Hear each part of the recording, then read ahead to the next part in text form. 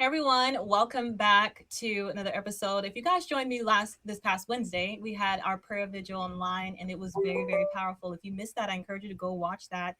We had key people join us for that one, and we covered our nation. We covered Minnesota. We covered ICE agents. We covered protesters.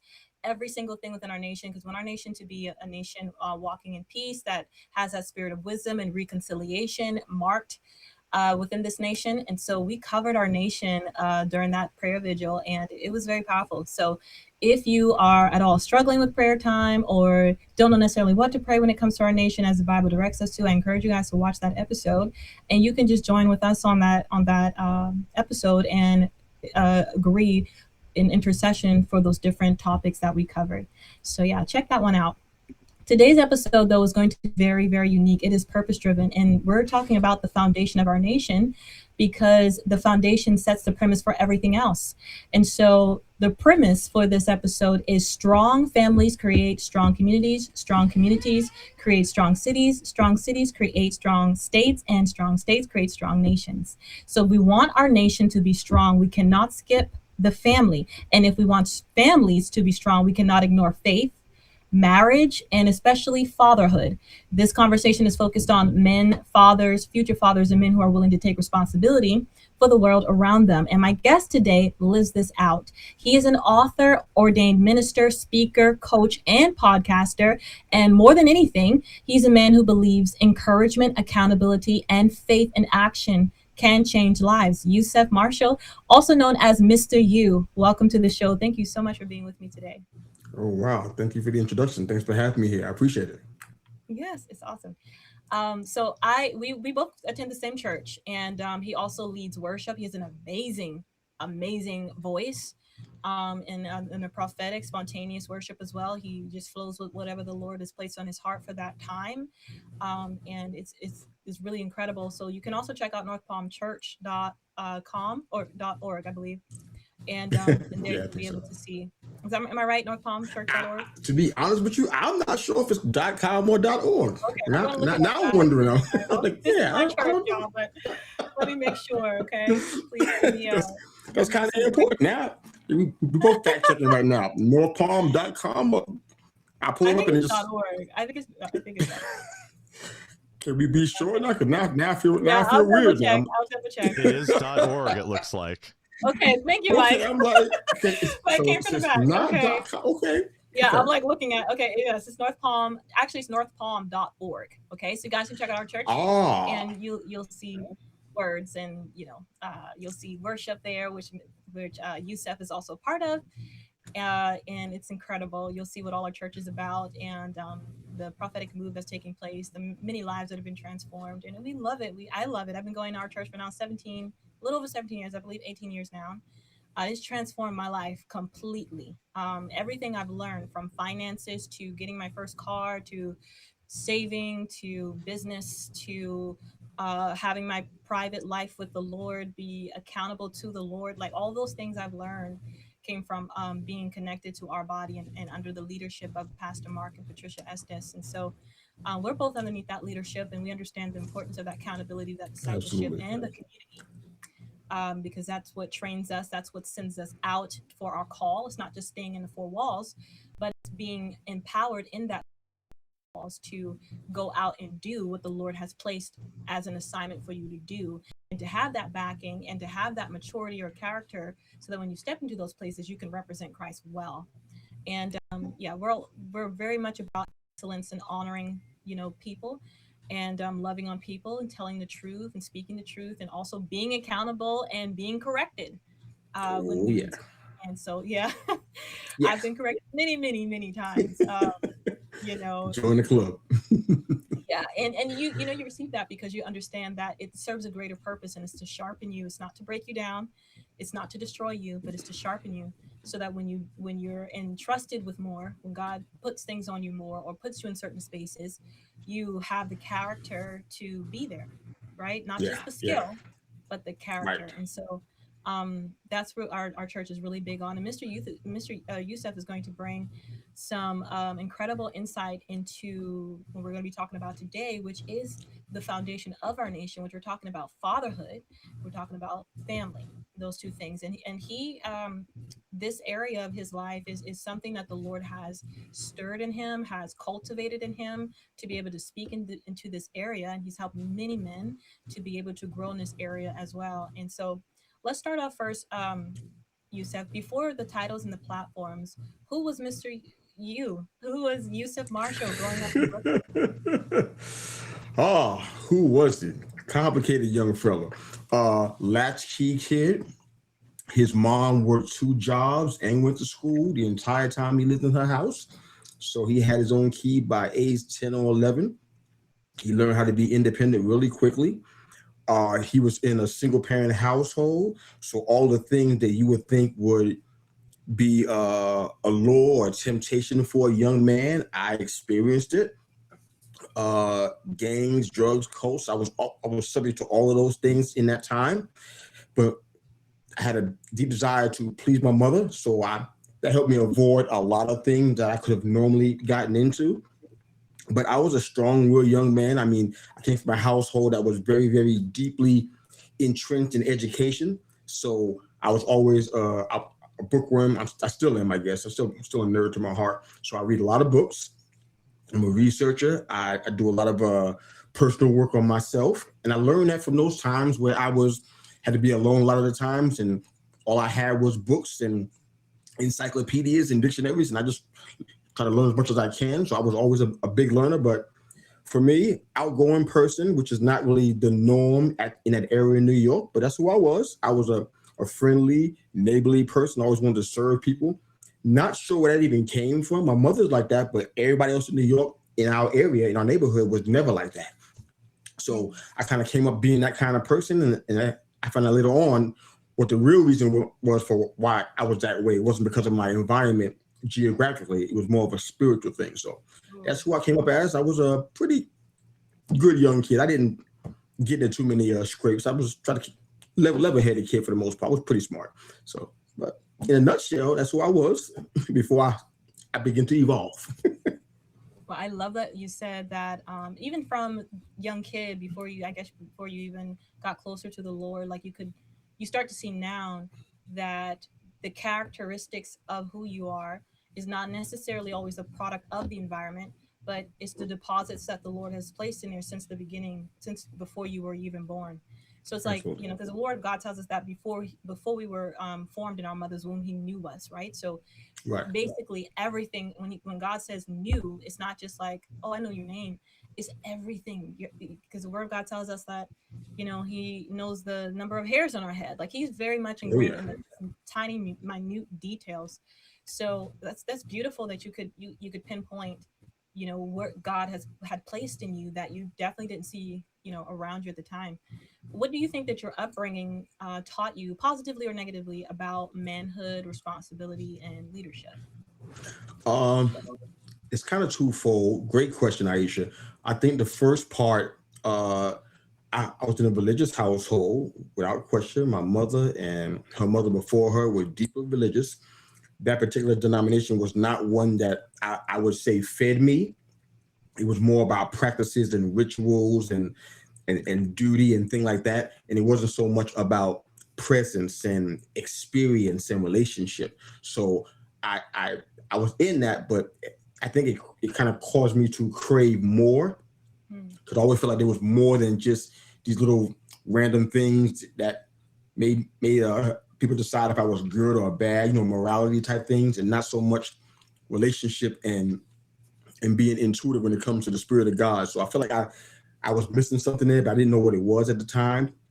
Also, I was in a single parent household, so my father was not willing to be a part of my life, and that kind of impacted me in many ways. It made me look at relationships almost on a temporary basis. Like, you know what? If I get close to you, are you going to disappear? Are you going to not show up?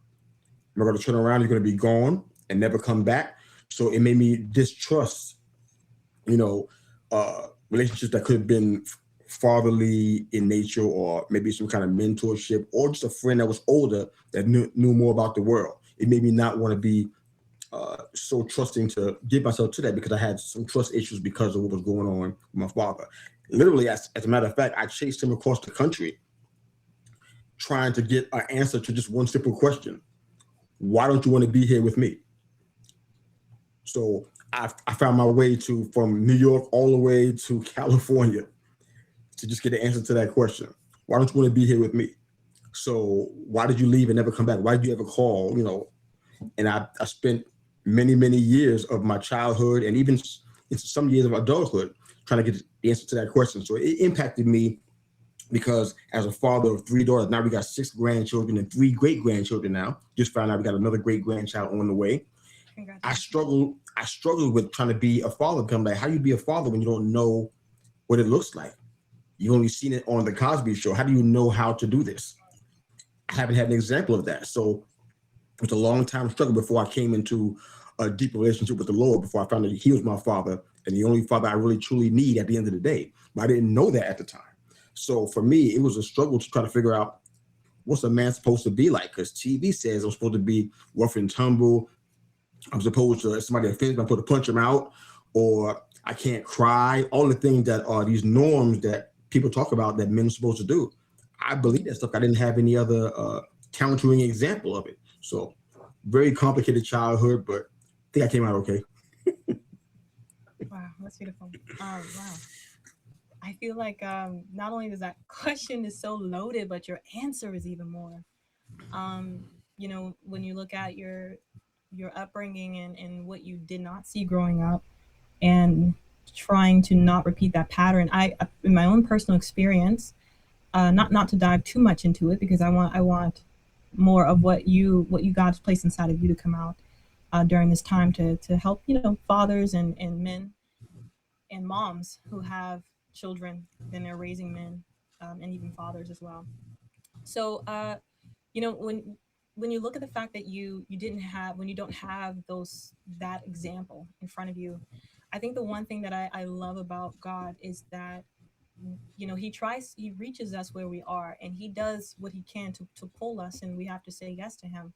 But then when we do, he starts to bring in, and they're not the necessary, sometimes it's not necessarily the person that should have been there, because that person doesn't want to be there, because we all have free will. But he'll bring in a substitute, somebody that can guide you, in the ways that you should go, and train you and let you see what you weren't able to see. And I think, and of course, it starts with us accepting God as a father and being healed, so that way we can receive, like, because you mentioned that when you've been hurt like that by father or mother, in this case your father, it's hard for you to trust people, because our mechanism for protecting ourselves is to put that wall up or guard ourselves, right? And then when we do that, it's we when we ourselves in our own strength as human beings put that wall up, yeah, we're protecting ourselves for one thing, but we're also forfeiting other things that are just as equally Absolutely. important. So, for example, I could put a wall up and say that I can't let you get close to me, but I'm also forfeiting a relationship. I'm forfeiting that the opportunity to trust somebody that is actually good for me, and because I haven't seen that, I can't even recognize it, right, when it is right in front of me. So the very thing that could be there to help me is actually the thing I'm pushing away. Oh wow. So it's Yeah. very good. You please go more deep into that if you want to. You can expound Yeah. on that before we go Yeah, on to the next absolutely, one. absolutely.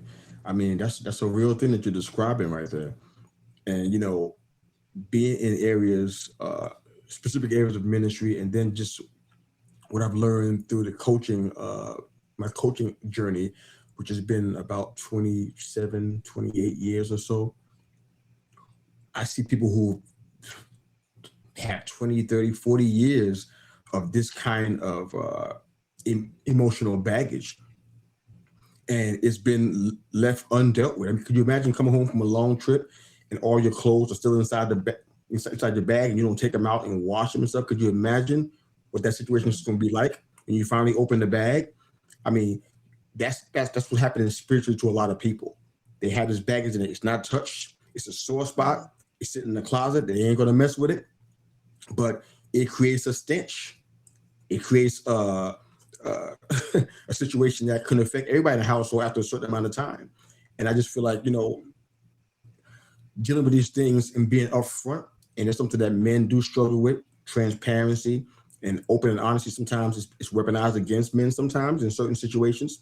So I do understand why that happens, but it's something that honestly I got freed by being willing to be open to do that.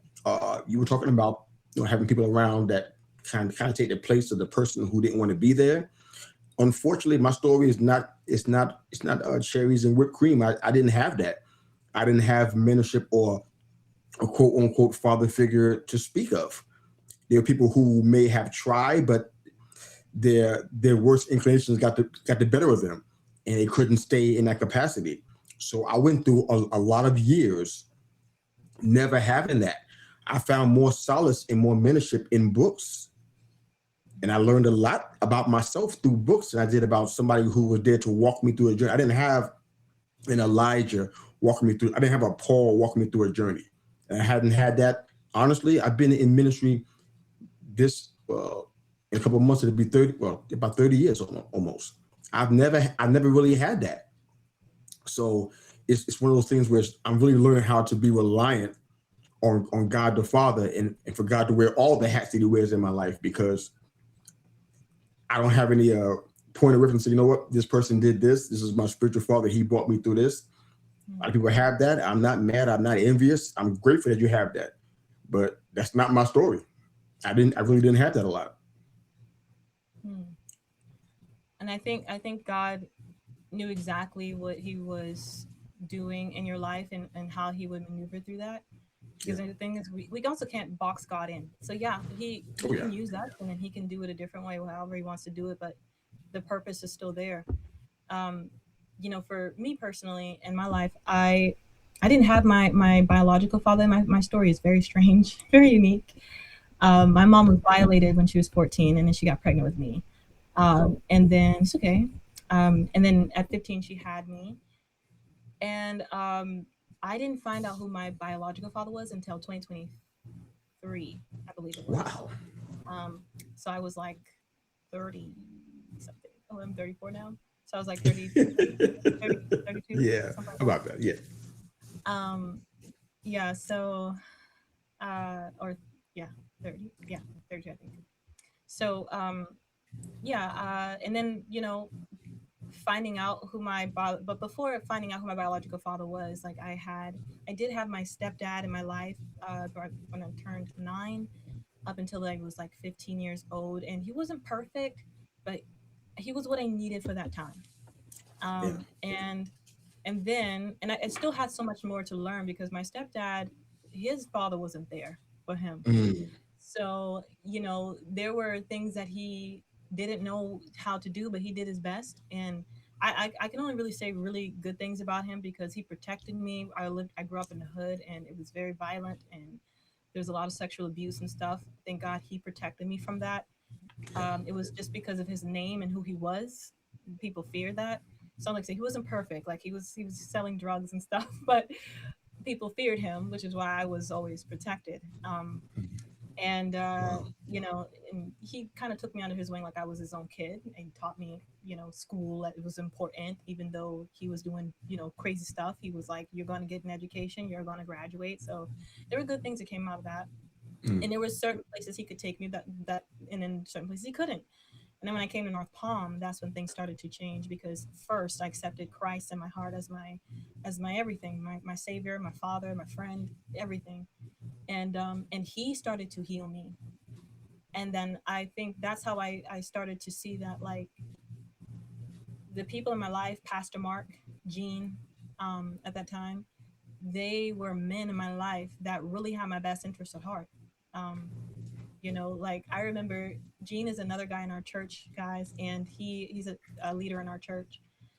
He's from Haiti. And I remember one day we had a Valentine's Day party, and I was still learning how to, love myself and not be kind of like flashy and all this stuff, which is why I'm very grateful that I didn't become an influencer or creator until after the Lord had saved me and I had gone through my process.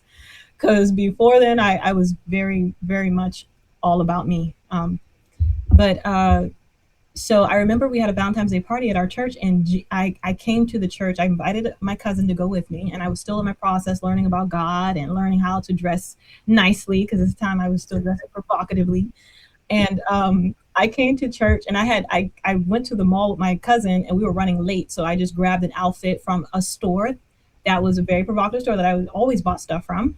And I was like, well, let's go to the store, let's get it. So we got our clothes, and I had the skirt was kind of short. The funny thing is, I felt like it was too short. And I asked my cousin if it was okay, and she's like, yeah. I don't know why. I'm still learning. She's still learning. So asking her is not really going to help. So anyway, I There put you on this go. outfit. We changed in the car. I got into the building of the church, and Gene pulls me to the side. He pulls me into a private room. He leaves the door open, and I notice all this that he's doing. So he says, "Come on, I talk to you for a second." I was like, "Okay." So he takes me into the green room. He leaves the door open. As he talks with me, he stands by the door, and he said, "Come on in." And then he says, "First, I want to ask you this question: How do you see me?" I said, "Like a father, just like that, because that's how I saw him." He had taught me so much about God, and I had grown to trust him. And he said, "Great answer. That's exactly the answer I wanted you to give." He was like, "I want you to understand that you are a woman of God." And he started speaking to my. He didn't need to say anything about my clothes. He just started speaking to me, my identity, and he was like, "I want you to know who you are. You are a woman of God, and you will attract the right man, and the right man will see you as a woman of God, and they will love you for what God has placed in you, and what God is doing in you, and the character of you, not just what is on the outside. Not that you're not beautiful, but it's going to be more than that." And he just started speaking to me, and immediately after he's finished talking, I was like, "Is this about my outfit?" Like, he didn't even say it. "You said it." I said, "Okay, I'll go to change. I'm gonna go." I said, "I have my pants still in the car. I would change the skirt." And the top was fine. It was just the skirt was too short. And so I changed and came back in, and I felt great about that. Now, he had been in a place in my life where I respected him. So when he did that, when he pulled me to the side and started speaking my identity, it's like I was a teenager at this time. So I was like, it was like I was craving this structure that I didn't have before. Yeah. I wanted to do the right thing. I just didn't know that this was the right thing. Like, I was just doing what was habit. It was a pattern. And those things have to be, rewired. Like, you have to change the way you think when you come to the, kingdom of God. Starts changing those things so that you can see things properly and different, and start to see yourself and love yourself for who you are. So it's interesting that, uh, Gene played that role in my life, and to this very day, I respect him, and we have a great relationship, him and his wife, and they're very close friends of me and my husband. But yeah, so that gets me into this next question I have for you. Is like, a lot of men inherit patterns, and we talk about like this habitual thing that we grew up with, and we inherit these patterns before we discover purpose.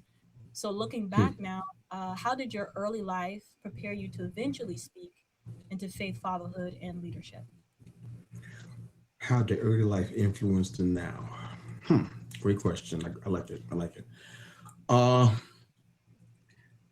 I think one of the things that this might come off weird, and I reckon even in my head it sounds weird, but there's always a perception of a mama's boy being in a negative, and people get ridiculed for this. Uh, for me, I'm not saying it was the ideal situation. Having a loving father in a household is always a good situation because a family together is obviously better together. But when I look at you know the relationship I had with my mother, I don't think she overcompensated on purpose because of a father not being there present in the house. But we had a relationship where it was almost like she could talk to me sternly and let me know where I'm messing up, discipline wise, correction wise. But it felt like I was talking to a friend a lot of the times, and it gave me a lot of comfort, and it made me want to please her. And what I did was I looked at her life because I understood the background from the island that she's from and where my grandmother's from and what they went through there and what they dealt with, and to see them come to this country and do what they've done, how they crafted a viable life for themselves where they are not just coming and taking and being consumed, but they're serving and giving still. Even when they don't have as much as you'd like to have to be able to give, they were doing that. And I feel like that's one of the things that I pulled from that existence, from that experience, is a heart of generosity. And I really feel like that is what kind of drives almost everything that I do. I mean, I've been coaching for 27, almost 28 years. And a lot of that, I think 25 of it was free. I was coaching people free for 2.5 decades. I look at the times where I've given my literal shoes. My wife and I at a restaurant in South Carolina. I give my literal shoes off my feet because a young boy who walks in there with his parents doesn't have anything.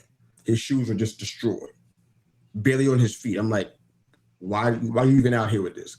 I found out what his shoe size was, and I gave him my shoes. And I walked to the car in my socks and drove home in my socks.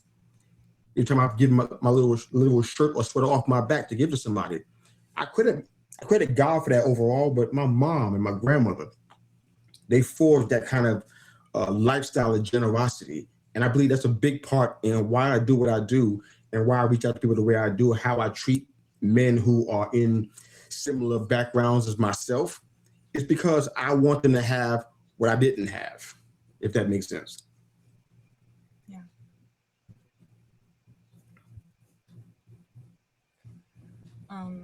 So before we get on to the next portion of our time today, I want to introduce one of our sponsors. This is Jace Medical. And Jace Medicals, I want to just pause for a second because Jace Medicals, they deal with in preparation for natural events that could take place. And so I want you guys to take a look at this video and we'll come right back. You probably saw the flooding in Texas, like major flash floods in San Antonio, people getting rescued from their cars, neighborhoods underwater. It's heartbreaking. And honestly, it's a wake-up call. We don't think about this stuff until it's too late. Like, what if the roads are shut down? What if you can't get to a pharmacy? What if someone in your house needs antibiotics or emergency meds and help is not coming fast enough? That's where Jace Medical Kits come in. They are phenomenal. It's a little emergency supply of life-saving antibiotics and other meds prescribed to you and shipped to you. This is prescribed medications from real physicians. They are able to customize a package for you. I didn't get mine because I'm paranoid. I got mine because I've got kids, a husband, family, and friends and neighbors around me. And if a flood, storm, blackout, or whatever happens, you don't want to wait on medical services if you're someone who requires meds like albuterol or insulin. So if you've been thinking or haven't set a plan for having emergency meds on standby, don't wait. Jace Medical makes it super simple. You can use my code Iesha, Iesha, and you'll get a great discount on medications that you need. You can find the link in the bio or the description. Hey guys, if you want to check out Jace Medical, go to jacemedical.com. You can use my code Iesha, all lowercase, when you're checking out, and it will give you a very nice discount. I love Jace Medicals. They have real doctors prescribing these medications, and this is your own set of medications in case there is a natural disaster. You have, something prepared for you in areas of medications that are a necessity. So check them out, jacemedical.com, and then use my code when you do. Okay, so Yusuf, you shared with me privately that you escaped death multiple times and that those moments became conversational points for you. Take us into the first one. Like, what happened and where was your faith at that time? The first one, I felt like it was the most pivotal because even though I lived in a neighborhood where I was acquainted with death, I was acquainted with tragedy, I was acquainted with loss. I've seen people die in the street that I live on. I've seen houses burn down and people are homeless instantly. I've seen all kinds of things. But one, I was run over by a city bus in New York City when I was in Brooklyn when I was about 13 years old. The driver, this is a weird story, but I'll try to keep it just brief, just for brevity's sake. He was driving the bus and customarily they pull a lever and it opens the door. Well, I took one foot onto the bus to get on and he closed the door before I got the other foot on. And then started driving away. It looked like he was in a trance because he didn't have any facial feature or reaction. He was just like looking straight ahead and just driving. And all my friends were in the back of the bus screaming. And I'm hanging out of the bus and coming dangerously fast to a fire hydrant where my head, is almost in line with the fire hydrant. My leg came out and the bus ran over me and then eventually stopped. And it was traumatic because everything seemed to slow down. I saw all my friends in slow motion in the back screaming and crying, calling my name. I'm like, I didn't know if I was out of body, if I was, I couldn't even tell because I'm like, the bus just ran me over. I didn't know if I was still here or what. And that was probably one of the most traumatic ones because I'm like, wow. It began to cause a chain of events to happen because my mother was pregnant with my sister at the time. So I was thinking about her like she's dangerously close to being, coming to term. I'm thinking about her feelings about this. Like, is it going to stress her out? Is it going to make her lose the baby? So I was thinking of all kind of stuff. So that was probably one of those situations that was the scariest. Cause I'm like, when you don't have any control of that, it's like, it makes it even double scary. If that's a word. So that was the one thing, but I saw God's grace in that because I'm like, this could have been so bad. I mean, if I only had one leg, at least I was still alive. So I just saw life differently from that experience. Wow. At that time in your life, I know that you were very young. When did you give your life to the Lord? Well, that was after another near-death experience. I was actually involved, and this is a story that's probably going to turn into another story, so I'll just try to be brief as I can. Sorry for layering on stories here. But when I was telling you about my upbringing as a young brown and black man, when you don't have a father in the house, you're susceptible to a lot of things: drugs, cults, gangs, you name it. I was subject to all of those things. Well, during that time, in a search for validation and for love and for brotherhood, I found myself joined in an Islamic cult. And I was involved with them for about 10 years. What they offered was the kind of thing that everybody should want, but I didn't read the fine print. And I found out that what they were offering, there was more behind it that I didn't realize. And long story short, I saw things that were unspeakable that were taking place there. I saw the impact of demonic spirits. I saw brutality. I saw evil face to face. I saw malice and all the things that didn't line up with the love that I read about from God in the scriptures. And there was a point where my life was being threatened in that situation. So I knew it was time for me to go. So I kind of did what the spies did when Rahab had to hide them so they can get out. That's what I did to get out of the place where I was without being beaten or worse. Because that was the threat being made against my life. And during the transition time, I was the victim of an armed robbery. A gentleman had I was still wearing Islamic garb, so there's a reputation about those people in New York.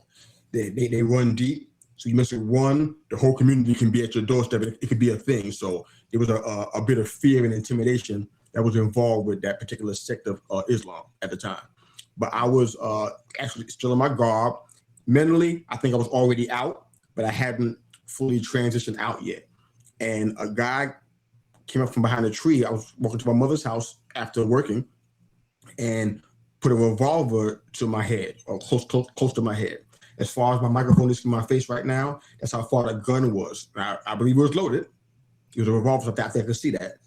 And he had his finger on the trigger, which is like a no-no for anybody that's a gun owner. You don't do that. You don't put your finger on the trigger until you're ready to shoot something, just for safety reasons. He had his finger on the trigger and his hand was shaking violently a few inches from my head. So I'm sitting here thinking, my mom is right over here, 5 houses down. Is this how I'm going to go out? So it made me reevaluate my entire life. I did come out without being shot. I didn't lose anything of any real value. And I did what you see in the movies, what you see on TV shows. I got to my mom's step after the adrenaline started to die down. And I said, look to the heavens, speaking into the air, speaking into the ether. I said, God, if you're real, you know how it goes. I need you to do this. I need you to show up and do this. And I believe he did that. It was about 8 to 10 years before I saw that actually culminate. I was still in New York for a while, living my life. But about 8 to 10 years later, I got an opportunity to, I was doing music up there. I was an R&B and hip hop artist, independent artist in New York at the time. And some things were going on with our record company that wasn't quite right. So we didn't like that. So we decided to change scenery and move to South Carolina, of all places. I have no idea why we picked this place, but moved to South Carolina to start doing some production together. We came down here. I met my beautiful wife of almost 30 years now. And I invited myself to her church. I heard so much about God and Jesus from her. I said, is it the same one that my mother and my grandmother follow, or is this a different? Because it sounded different to me. It didn't sound religious and practical and routine and ritualistic. So I wanted to go to her church to find out this Jesus she was talking about. Maybe I'll meet him there. that was my plan. And I ran smack into the presence of God.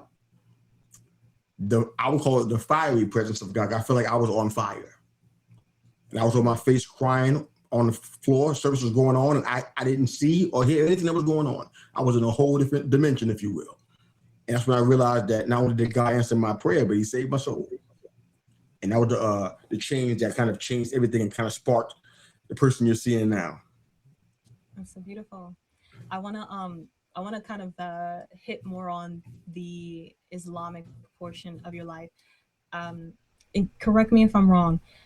When I was in college, I was at the College of Charleston. I took a religious studies class, and my teacher was the head of the religious study unit. And this woman was well traveled. She was brilliant in different religions around the world. And for that class, I took that class because as an evangelist, I wanted to learn about these different religions because I was at this college and I met Buddhists, people that, believe in Buddhism and all that. And I was ministering to them. I even had, thank the Lord, a couple of them actually gave their life to the Lord, which was really cool. And just ministering to them and just eating with them and being with them and talking about God and just being that display. And it was just natural for me because like God did so much for me. I'm like, I got to tell you about him.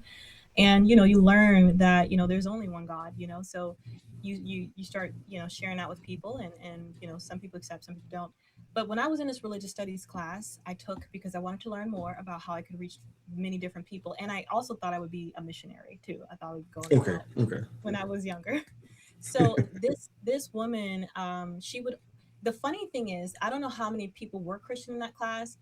And at this time, I was going through the school of discipleship at our church. And this is, guys, where they train you about the word of God. You go to a deep study of the word of God, and you're with the class and you learn basically the values of our church and what we believe. And, you start to understand the word of God more. And so where you're able to articulate it in a loving way, and you do that soundly and biblically. So, and at this time, school of discipleship was a year-long process because I think right now it's like a month for new farm. So it was a year-long fun process. I really enjoyed it because I got to meet new friends. But to get back to my point, at this point, so as you understand, I have been learning the Word of God, right? And so this woman, the teacher, or at the college, she would always say, she would tie back into something that we were learning back to the Bible for some reason. And it was always critical.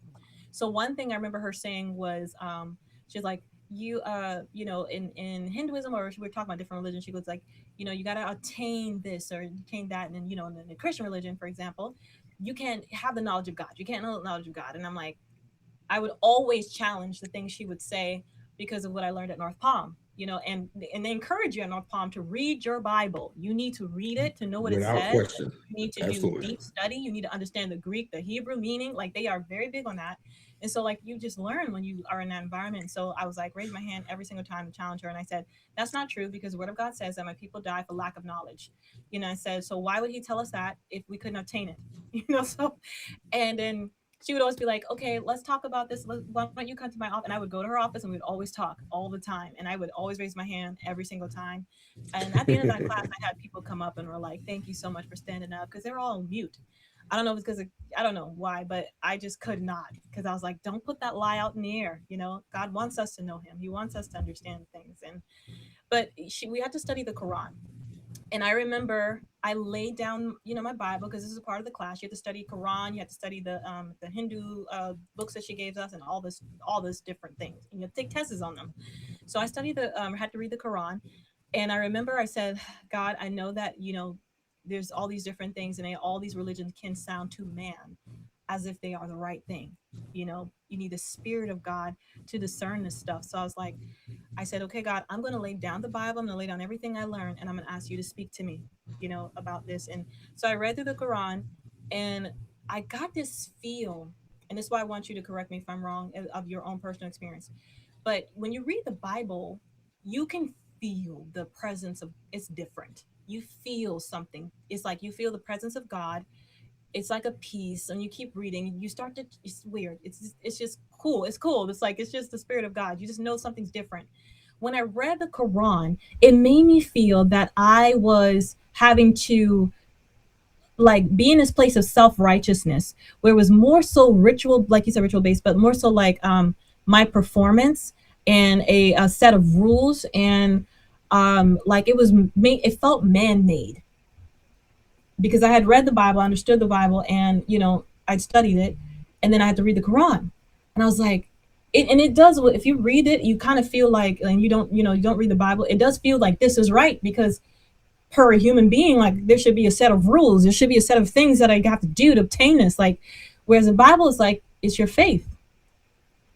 Like, just believe. If you believe that, if you accept Jesus Christ as Lord, and you believe in your heart that God rose him from the dead, then you shall be saved, right? Which is like, it's simple. It's like, this is what brings you to righteousness. This is what brings you to acceptance of the Father, right? Into heaven. Whereas this other thing, I have to do a set of different things to get there. And it kind of felt like more so like I was going to be in this place of self-righteousness, where I'd have to prove, and if that makes sense, I have to prove, and I have to do to earn.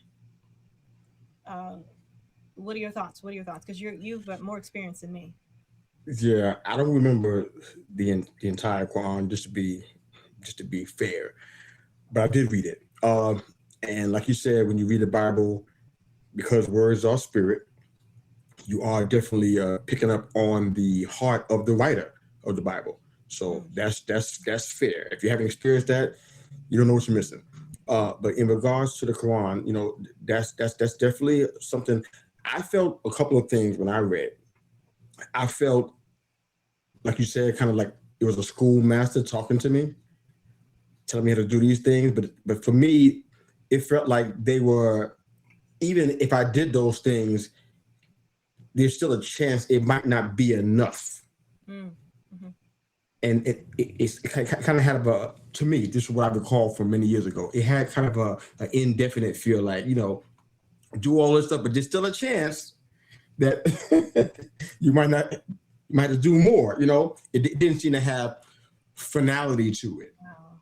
The only thing that had, well, I saw finality was in the judgment. If you don't do this, you're considered a non-believer, and this final thing is going to happen to you. That part was the only part that's final.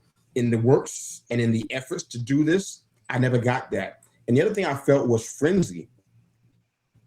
I felt like this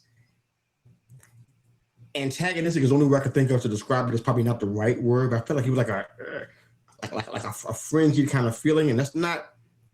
It's actually the opposite of peace. It's not peace at all. And I felt that when I read it, and it was almost like, when people who I was in community with, when they would read it, you can tell their attitude changed. They were hopped up, like they were ready to fight. I'm like, and I noted that, but didn't question it, didn't say anything about it. I kind of just like sat back and observed, like, wow, they read this and now they want to, and now they're more aggressive.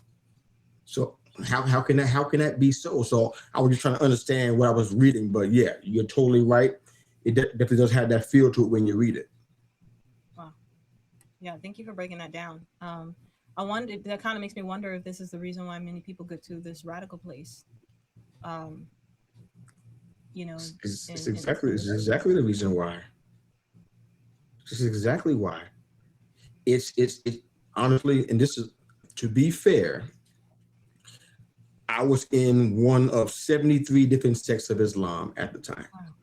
The number may be increased or decreased. I don't know. Haven't done the research. But at the time, in that time in the 90s, it was 73 different sects of Muslims worldwide. I was just in one of 73 different sects. The one I was in, they definitely had a lot of anti-American views for sure. It was a hotbed for all the things that, especially, and I mean this with no disrespect, they had a massive Black and brown population. So you can imagine what the offerings were. Whatever you imagine in your mind that Black and brown folks were dealing with in that area of the world, in New York, in those times in the 80s and the 90s, whatever you can imagine we dealt with, areas where we didn't get what we need or we were marginalized, these teachings definitely spoke to that and lit the fire, ignited that, and made that something that, kind of I won't say radicalized because I know where we're going with that, but I don't think I really mean that in this setting, but it definitely did ignite and stoke some of those fires that Black and brown folks were dealing with at the time anyways. So it definitely spoke to that for sure. Kind of reminds me of, I don't know if you, I'm pretty sure you've heard of this, but I don't know how much you know of Zohran Mamdani, the mayor of New York City, because his campaign, he ran on a lot of the promises of the issues that's happening in that city for those that are struggling, financially. And it kind of, what you said just reminded me of that, like hitting on those pain points and promising this and that, to gain the support of the people. Yeah. And he got it, didn't every politician does that. But I think when you are talking about somebody who believes, in this religion, it's very unique. Because the aim is not necessarily, just make me your politician. There is always that other motive, right? Of conquering the world for Muhammad and for Islam. Hopefully it's not Sharia law, because that's not what we need. Yeah. Man, good. That's good. So my next question for you, for us to reflect on, it seems like a lot of men don't slow down until life forces them to. Let's talk about, we talked about your second near-death experience. Can you go into, just give us the third near-death experience you have, and how's that different, and what changed permanently in you? Yeah, there's a lot of stuff. This happened more than three times, but those two were the biggest. But I think the other one I could think of was, I was in New York at the time. My mom had she was renting the brownstone that we lived in for most of my life, and she finally got her own house in the area of Flatbush. And what my plan was to go and surprise her at her new house. That was my plan. So I got into my little car, had me a little red Toyota, got in my car, and I was going to go ahead and go and sneak up and visit. She had no idea. I would bring some flowers and candy and the whole 9 yards. Just surprised and say, proud of you, Mom, for getting on. Because for me, I watched her work her entire life. Two jobs and going to school in the medical field. I watched her do this, reading calculus books to her eyes till she fell asleep in them. I watched. So I even made food for her almost every night. Same meal every night, but she loved me. She didn't say nothing. It was French fries and chicken patties. She didn't say anything. But sounds like a good meal. I love French fries. Me too. The chicken patties were good too at the time, but I couldn't use the stove. I wasn't allowed to do that when she wasn't home, so I was doing the oven. So whatever. But I tried to sneak up to visit her, and I had to go to a stop sign. This is a four-way stop, but the road is so massive that you can't see the cars on either side until they're there. It's like a little hill they come over. Yeah. Well, I look both ways like you're supposed to do. I even paused and waited a little longer. Went ahead and drove to the stop sign. All I heard was a buzzing in my right ear. A buzzing that grew in intensity in seconds. Zzz. Car slammed into me, and my car went into a fire hydrant, knocked me out. I woke up like, didn't know where I was. I thought I was a goner, I had to call my mom, and she had to come out there, and she was just panicked and stressed out. It was just like, what is going on? I just came to surprise you, Mom, but I stressed you out. instead of surprising you. I made your life miserable. But that those kind of things, I didn't realize if there's any kind of spiritual connection to those things at the time. But for me, I was just like, I don't think I'm unlucky or I don't have no bad juju. I mean, I didn't think that kind of, I'm just like, why is this stuff happening? I'm trying to do good things and bad stuff is happening to me. So it just made me kind of just reevaluate life and look at, you know what? Tomorrow's not promised. I got to take advantage of today. So those kind of incidents, like all three of those, what it really made me do was not get so caught up in the future, because New Yorkers can do that. They get caught up in the next thing and ignore, what's happening right now. So I learned from that, and still even learning today, not to put the future in such a priority, not to forget about the present and enjoy the flowers while I can appreciate them now, and learn to kind of enjoy the present while I have it, because in 24 hours, it's gone to the next thing. So just kind of learn how to just appreciate life. So those situations help me do that. Wow, man. Okay. We're going to dissect this more right after the next sponsor. And this is Your Skincare. Your Skincare, guys, is a brand I've been using since 2023. I love this brand. They have all clean ingredients. All of their things are made here in the USA. You can use their products when you're pregnant, which is one of the main reasons why I really love this brand. And they have both skincare and they have makeup options that you could choose from. And the makeup options, I'm telling you, slays. Their finishing powder was one of my top favorite finishing powders when I first started doing TikTok shop and growing my audience and my sales via TikTok shop. And I really just fell in love with that. I sold a bunch of their finishing powders because it's talc free, it's very clean, and it's lightweight. So it goes for dry skin, oily skin, and it mattifies. It's just bomb for a skincare brand to design something this clean that also delivers. So if you want to check them out, I have two options for you that you could choose from that will be a benefit of benefit for you. Sorry. You can either screenshot that link, or if you see the show notes, you should be able to see this link, the link at the very top of this card. If you click on that, it'll take you directly to their website where it'll take you to an AI tool that will help you to basically get a targeted plan for you. It'll ask you questions about your demographic, if you're a coffee drinker, all these things that affect the skin. And it'll give you a customized skincare plan routine that will target the issues that you have and the reasons why those issues are there. And then alongside that, you'll get free birthday gifts, free refills, free shipping, and you'll get a discount with your order if you go directly to their website. They ship within 3 business days max, guys. It's awesome. Just like Amazon. If you decide to use my Amazon storefront, you can go that route too. It's Iesha Schreiner. You can just look it up. And if you decide to go through Amazon to purchase their items, it's Your Skincare with the little apostrophe between the U and the R.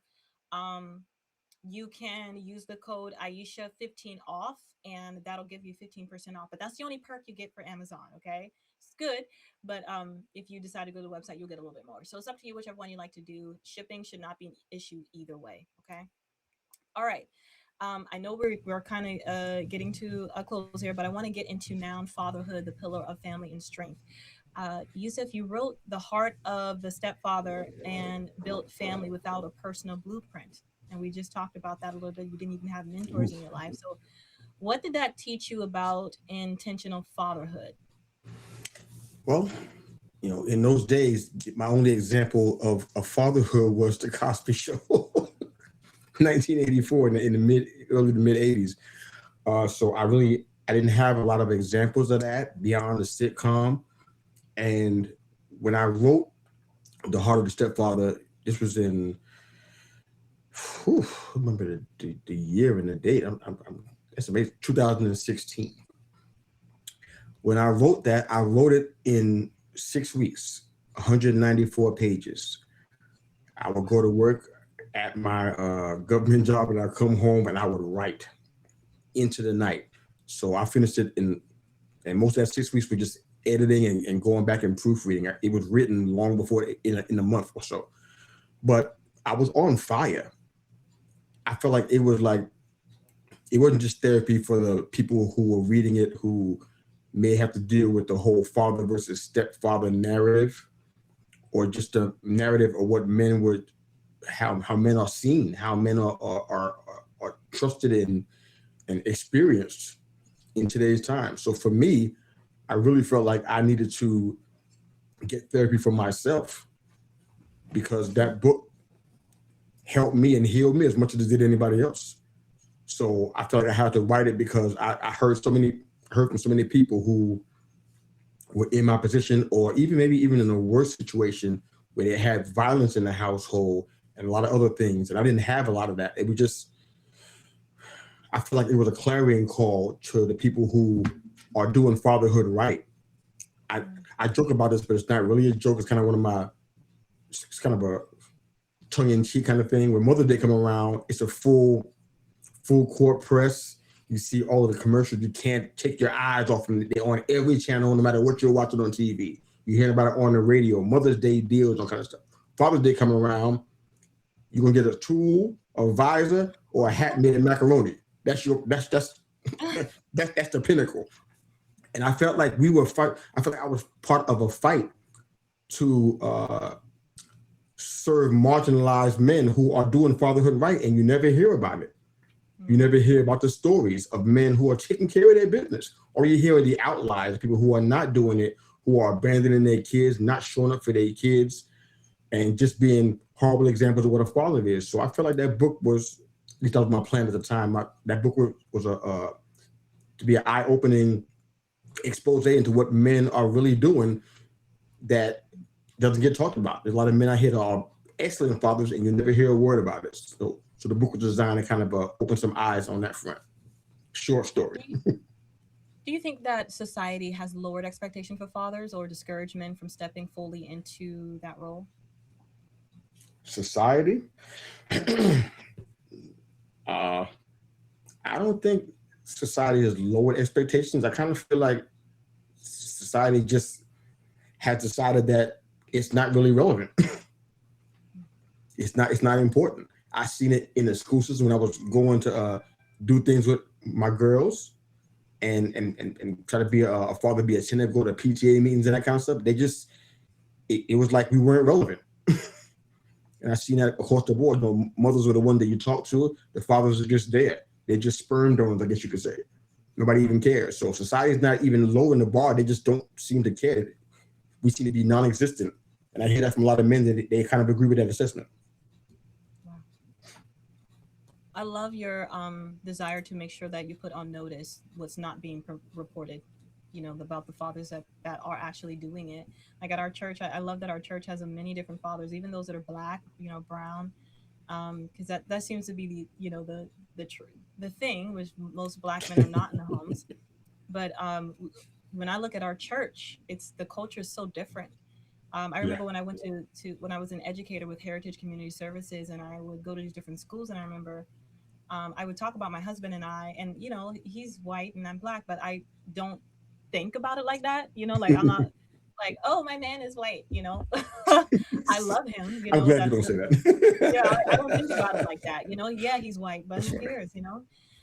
And so when I talk about him at these schools, though, it's funny that these are teenagers, are high school students, and the first thing they'll ask me when I talk about my husband's character and who he was, like as I talk about as it relates to what I'm teaching, because I only give what when it relates.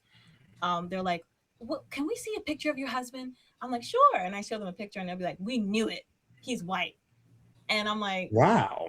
yes, I get that so much, and I'm like, I get where they're coming from, especially if you grew up in a home where your father was black or your stepfather was black, and they didn't, give a great display of what a father looks like. I get it because that's all you've seen. So you think on the other side, and because you don't hear it, necessarily reported that this is not necessarily just a one person or one sided thing. Like this could happen across the board. It might be more prevalent in one society or one demographic, but it happens across the board. But when you look at our church, for example, I'm like, this is where I tell them, I'm like, no, black men actually, there are black men that actually are very faithful to their families and their children, and they're very involved in their kids' lives, and they're like, where that at? Where can I find, and I'm like, you need to come to the right church, like our church, like there's a standard. Our pastor holds the men, Pastor Mark, he holds a standard, right? And he expects the men in leadership under him to hold that stand. And it's a godly standard, like the word of God says, if you don't take care of your family, you're worse than an unbeliever. So And he doesn't, Pastor Mark doesn't sugarcoat that for nobody. So it's like, and he's like, you have to provide for your family. He's really big on that. And I love that. The men under, we have a ton of men in our church that they are growing in that, even if they didn't have a father figure in home. We're seeing that. So, but I think it definitely is something that has to be, you know, you learn, or you, God meets you where you are, and you start to see that or desire something different, because you just don't want your kids to grow up experiencing what you did. You want something Absolutely. better. Absolutely. And yeah. um so I know we're getting kind of close to the end of our time here. Do you want to comment on that before we move to the next question? We can move on. Go ahead. Okay. So um we're going to get to the end of our time here, because we're right at 3. um but give me 1 second. Let me switch out here.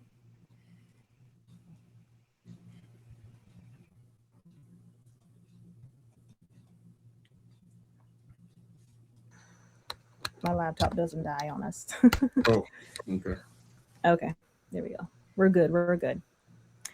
Okay. So I did have a couple more questions for you, but I want to pick the best one as we close out. Um, I think this one is really good. Maybe for those that are watching, I'm trying to give y'all the best, juiciest question that I could give Yusef to answer for us. That'll leave y'all with something very encouraging, inspiring. Let's end with this one. How does Okay. faith anchor a man when leadership feels heavy? Repeat that real quick for me. Mhm. The mic- How does faith anchor a man when leadership feels heavy? I think that's a great question. I think faith anchors a man when leadership gets heavy, when we can have a good sense of why we're doing what we're doing and who we're doing it for. If we're trying to Mm, please people, and whether it be on social media with analytics and likes and data and subscribes, if we're trying to please those people who you really can't please, you find yourself in a hamster wheel. But if you recognize that as a leader, you're only leading because you've been graced to lead by someone, I believe that's what faith kicks in. So that was a really short answer, but hope that makes sense. that was a powerful one. That was a really good answer. That was the most concise, powerful answer I think I've Well, that's gotten. nice. It's really Thank you. good. Yeah, that's really good. Um, I love that. I think that could be applied for all of us, me as a woman, Of all of us, like course. getting back to purpose, Absolutely. as to the why. And that ties into everything, right? Because I think, I'm not a man, but when I think about my life, when I think about, when something gets overwhelming or heavy for me, it's the why. I go back to, and they teach this in business too, your why. But the why has to be more like, it has to be more real and more tangible and more purposeful. That makes sense. Like, Yeah, I can't just say, there could be a why that really matters, but it's not enough to hold me to the thing that I need to do. So for me, absolutely. like when I know that, God gave me a vision and he showed me this, you know, um, then I'm kind of like, I'm standing, even when it hurts, even when, this doesn't feel right, or when I know that this is God's way of doing things or his standard, and it might not always be pleasant in his will. I might have some challenges, but I know that this is his will, and I could go back and pinpoint that this is what he showed me to prove that this was his will. I'm solid. That settles it for me. Yeah. So, and that's purpose. I love that. Okay, a final question as we end, and this is going to just be you talking to the audience. If you had 60 seconds to speak to a man who wants to strengthen his family but feels overwhelmed or unprepared, what would you tell him? I would definitely tell that particular person that if you're trying to do this by yourself, you're destined to be in this kind of struggle with this mindset. Seek support and accountability from somebody who's further down the journey than you are, and allow them to speak into your situation. It's what I do on a regular basis, and I really believe that that's the key to how I got to where I am right now. So the accountability, I didn't try to stay in isolation, which makes me a clear mark for the enemy. I had to seek out support and accountability from people who have done what I'm trying to accomplish. Smartest decision I ever made. That's another very powerful packed answer. That is very Yeah, good. I got to That be was brief. so I'm sorry, good. but yeah, I'm sorry. I No, got to that be. was so good. Because like I know some men that don't like counseling, but they don't understand how effective it is, right? Yeah, Um, and your answer kind of just hit all of that, right? Don't do it by yourself. I love it. Man, maybe in the future we can get you back on to of finish some of course. these questions Anytime. I have for men. And if you Anytime. guys got questions for him, you could drop it in the comment section. I'll be happy to pass it along and have him connect with you. But Yusuf, I want to thank you so much for giving me your time, My bringing pleasure. your expertise and wisdom to today's podcast, for shaping the foundation of our nation in terms of fatherhood and family. I think it's very very powerful and definitely much needed in this time. I Absolutely. hope to have you on again to expound on more of Let's this. do it. It's so I'm ready. good. Let's do Thank it. you. Thank Okay, guys, y'all can join us or join me again on next Saturday, 2 to 3 p.m. ET. Stay locked. If you haven't already, you can hit the follow and subscribe button. Yusuf, you can find him at Mr. Yu. He is Mr. MistaYu, correct? you. Yeah. MISTAYU. Yeah. And he is on YouTube. He also has his own podcast as well, and he also has his own website too. I believe. Can you share that website with us?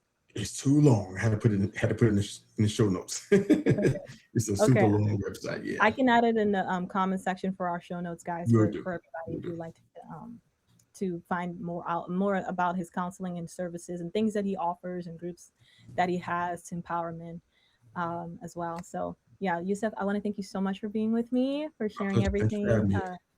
I love the authenticity you bring, and guys, I hope you guys are very blessed by this episode today, and I will see you guys next week. Bye for now.